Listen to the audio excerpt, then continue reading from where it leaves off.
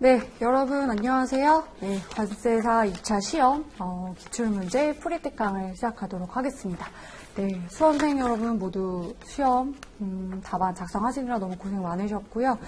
아마 이제 답안지를 이제 우리가 다 써서 이미 답안지를 넘어갔기 때문에 내가 자신있게 답안을 썼다 하면은 좀 마음을 놓고 좀 그동안 힘드셨으니까 좀 편히 쉬시고, 근데 또 이제 불안하신 분들도 계실 거잖아요. 그래도 그럴 때 결국에는 우리가 불안해 한다고 해서 합격의 여부가 달라지진 않잖아요. 그래서 조금 마음을 비우고, 네, 본인이 쓴 답안들을 믿으면서 결과를 기다려 보면 좋을 것 같습니다.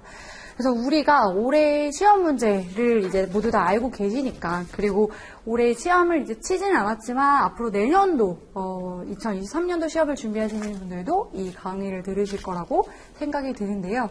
일단은 공부를 조금 이렇게 해본 사람이라면 문제의 난이도가 굉장히 평이했다라는 생각이 드셨을 거예요. 물론 이제 시험을 치신 여러분들의 입장에서도 처음에 이렇게 문제지를 받고 나서 쓱 보면서 일단은 마음을 조금 안도하지 않았을까 싶습니다. 왜냐하면 우리가 워낙에 수업시간 그리고 모의고사를 통해서 계속해서 중요하다라고 했던 부분들에서 대부분이 출제가 되었기 때문에 그렇다라는 거죠. 그래서 제가 생각했을 때는 올해 우리 시험이 기존의 50점짜리 하나에 10점짜리 5개라고 하는 그러한 기출의 유형에서 바뀌어서 30점과 20점 문제 총 4문제로 구성이 된, 어떻게 보면은 시험의 유형이 바뀌고 나서 처음으로 마주하는 그 시험이었는데, 다행히도 기존의 시험의 유형과 크게 달라진 것은 없었고요. 오히려 그냥 문제의 어떤 배점 부분만 달라졌을 뿐이고, 대외무역법과 외국어문해법에도 우리가 예상했던 것과 같이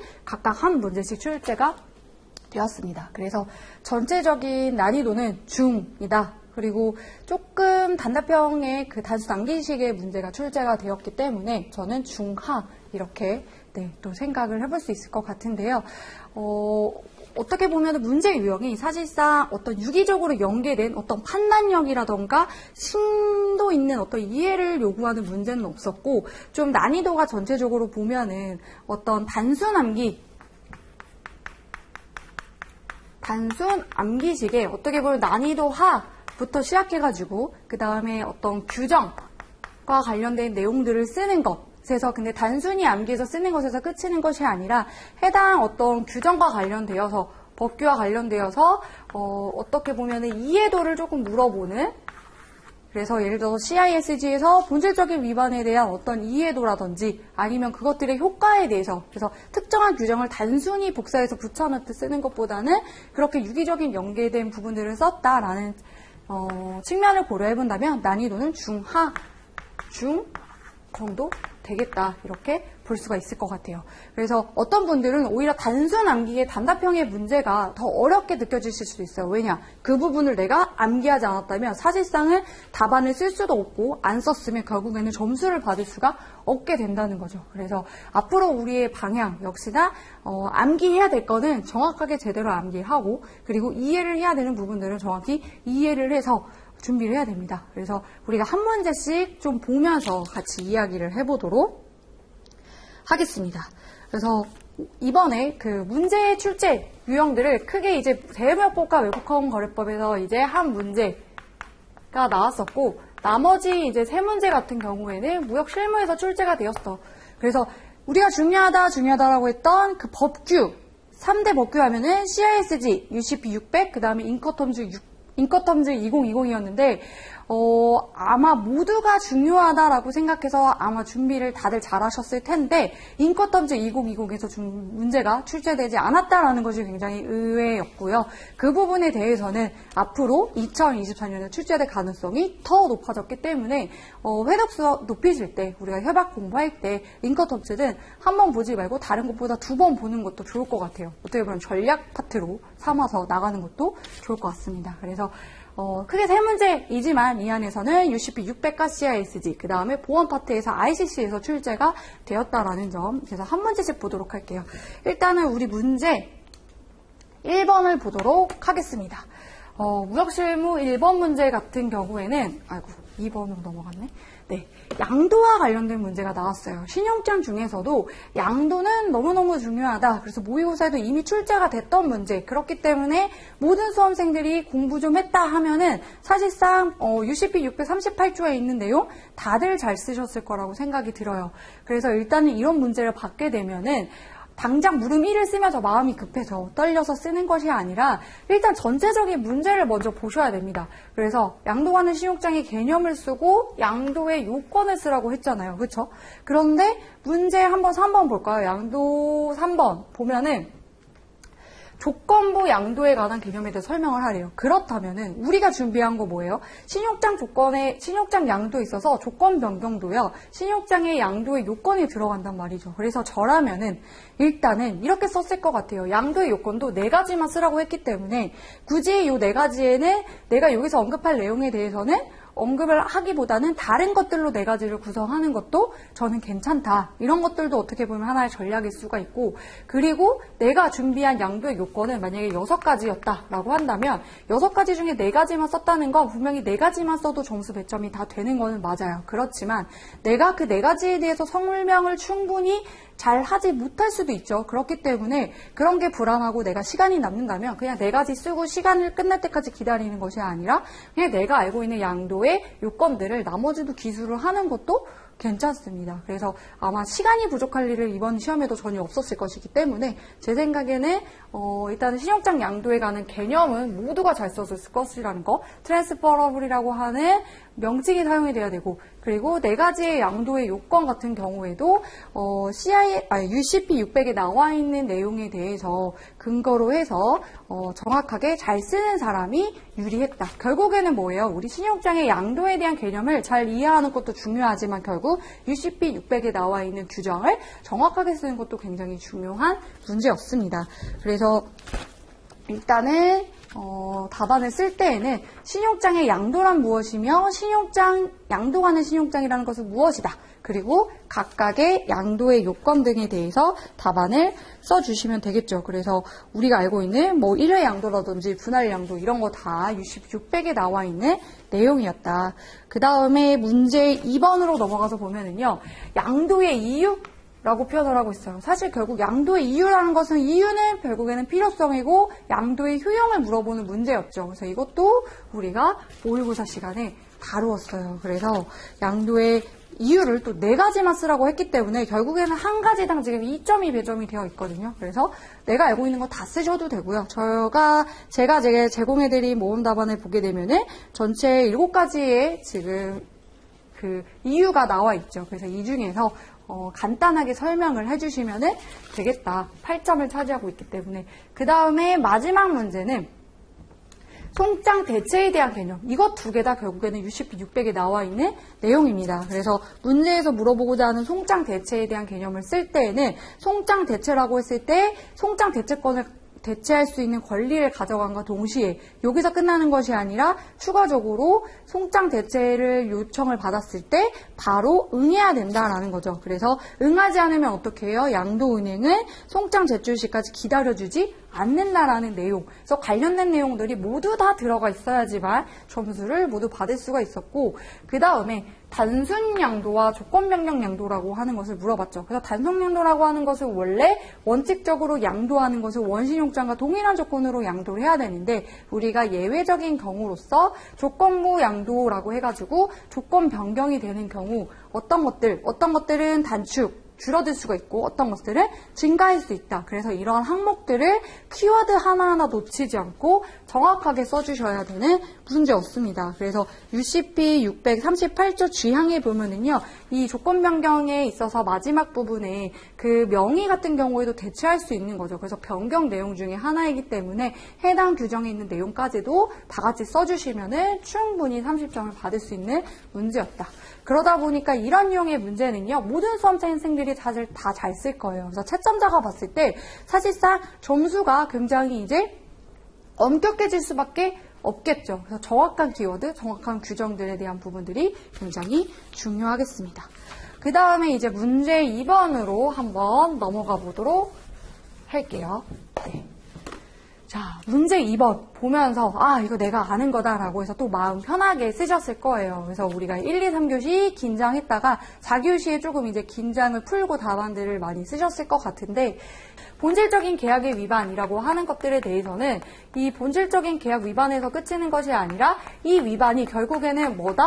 우리가 CISG는 계약의 위반을 본질적인 위반인지 아닌지로 나누고 있다라고 했죠. 그래서 이것들이 가져다주는 효과, 결국에는 CISG에 있는 25조 이외에 다른 규정들과의 관계에 대해서 지금 물어보고 있는 거라고 볼 수가 있겠고, 그리고 단순히 암기해서 쓰는 문제가 아니라 여기서 보면은 예견 가능성에 대해서 설명하라고 되어 있기 때문에 25조를 그대로 쓴 사람이 점수를 받을 수 있는 것은 한정적이고, 이것들에 대한 이해도를 충분히 어필할 수 있는, 우리가 협약 강의 시간에 정리했던 그 내용 그대로 쓰면은 되는 문제였다, 이렇게 볼 수가 있겠죠. 그래서 본질적인 위반이라고 하는 것의 기본적인 요건이라고 한다면 권리의 실질적인 박탈과 손해의 예측 가능성에 대해서 써주시면 되겠습니다. 그리고 여기서 그치는 것이 아니라 그것들에 대한 입증 책임이 누구에게 있다까지도 써주시면 되겠죠.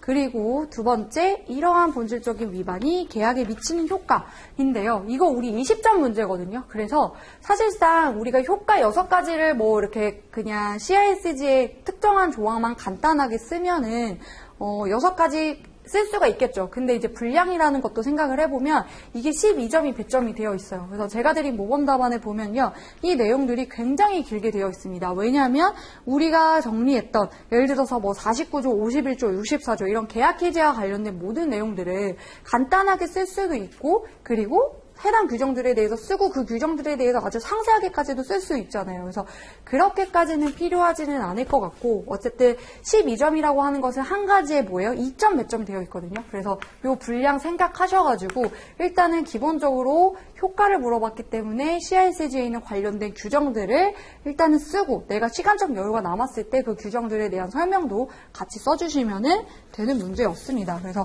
6가지 충분히 다 잘 쓰지 않았을까, 그런 생각이 들고, 사실 이런 문제는요, 제가 수업 시간에도 몇 번 말씀드렸는데 미리 생각해 놓지 않고 시험장에서 보면 당황할 수 있는 문제거든요. 본질적인 계약 위반이 미치는 효과하는 순간 그냥 그러면은 계약 해제 이것만 생각을 하실 수가 있단 말이죠. 그래서 미리미리 공부할 때 특정한 규정과 관련된 다른 규정들을 한 번쯤 정리를 해볼 필요가 있다라고 말을 하면서 예를 든 부분이 이 부분이었어요. 그래서 제 수업을 같이 따라오신 분들은 다 잘 쓰셨을 것이다 라고 믿도록 하겠습니다.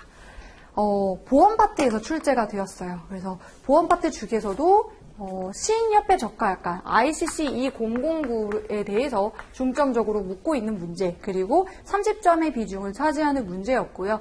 마찬가지로 물음은 크게 3가지 물음으로 나누어져 있다는 거죠. 그래서 일단은 우리는 문제지를 받으면 문제에서 묻고자 하는 키워드 등에 대해서 담보위험 6가지를 써야 되고, 그 다음에 B와 같은 담보위험에 대해서 4가지를 써야 된다라는 거, 그 다음에 물음 2에서 보게 되면은 시기와 종기, 이거는 너무너무 중요해서 모든 수험생들이 다 잘 썼을 것 같아요. 너무너무 중요하다고 말씀을 드렸던 부분이고, 그 다음에 물음 3번 같은 경우에도 보게 되면은 우리가 ICC에 나와 있는 규정 중에서 명확하게 제시하고 있어요. 8조 2항에 대해서 쓰라. 그리고 8조 3항 쓰고 10조에 대해서 써라. 그런데 이렇게까지 끝이는 것이 아니라 분명히 문제에서 뭐라고 나와 있느냐면 각각의 내용들에 대해서 보험이라는 것들이 개시, 그리고 계속되고 종료되는지 여부에 대해서 각각 설명을 하라라고 되었기 때문에 그 규정에 대해서 쓰고 이 부분에 대한 내용들이 있어야지만 10점을 받을 수 있는 문제였습니다. 그래서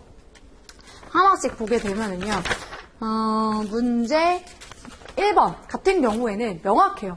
6가지와 4가지는 다들 잘 외우셨죠. 그런데 여기서는 한가름 나는 게 이 답안을 못 쓴 사람은 없어요. 그런데 다들 잘 썼기 때문에 키워드 하나하나 너무너무 중요하고 가장 구체적이고 ICC에 나와 있는 규정을 그대로 쓴 사람이 훨씬 유리한 문제였죠. 그래서 예를 들어서 보게 되면은 그냥 이렇게 쓴 사람이 있겠죠. 그냥 화재 폭발, 화재 또는 폭발이라고 쓴 사람과 화재 또는 폭발에 상당 인과관계가 있는 보호 목적의 멸실손해를 쓴 사람은 답안이 차이가 날 수밖에 없다라는 거. 워낙에 단수 암기에서 쓰는 문제였기 때문에 그러합니다. 그래서 이러한 부분들을 공부하시면서도 우리가 이렇게 외워야 되는 항목들에 대해서는 좀 더 구체적인 키워드 등을 놓치지 않도록, 그래서 대부분의 그 담보 위험에 대해서는 상당 인과관계가 있는 이라는 키워드는 사실 동일하게 들어가는 거죠. 혹은 기인하여 발생하는 이라고 하는 문장들을 공부하시면서 생각하셨던 분들이라면 이것들도 같이 잘 쓰셨을 것이라고 생각이 듭니다.